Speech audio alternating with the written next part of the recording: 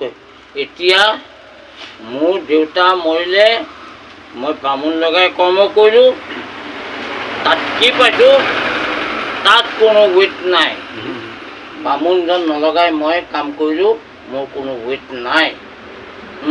কিন্তু প্ৰসাদ কৈ গৈছে যে যাৰ পুত্ৰ সবে সত্য হৰিত শৰণলৈয়া হৰিগুণ গাৱে শুদ্ধ পায় দধি দুগ্ধ ঘৃত মধু নদীৰ জলকপে পিতৃগণে ত্ৰিপিটিকপে পিছনীয়ে।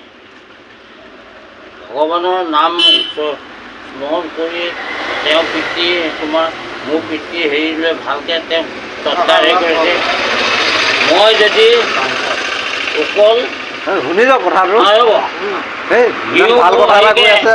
দৈ গাখীৰ আৰু হেৰি দৈ গাখীৰ এৱা গাখীৰ কিবা গোটাই পেলাই অনুষ্ঠানটো পাতিলোঁ, হয় নাম ভকতে নাম গালে কিন্তু ভকতে খালে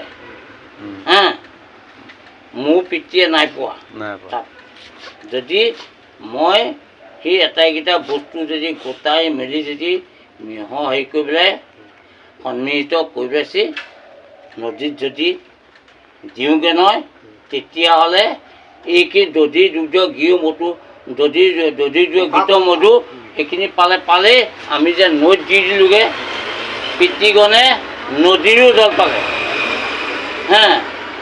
অসুবিধা মোৰ তেনেকুৱা অসুবিধা নাই। মই যদি জানতা কিনাটো কৰ্মভাগ কৰোঁ তেতিয়াহ'লে পিতৃজনে পাব। তাকে নকৰি ইভাগে কৰিলে মই কৈছোঁ নাপায়।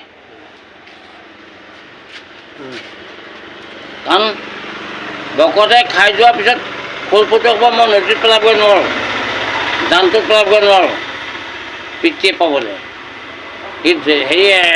কিবা হেৰিয়ে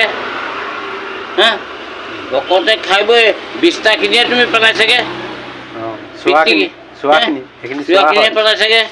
পালে জানো মোৰ পিতৃয়ে? নাই পোৱা, দুটা পেলাইছিলে।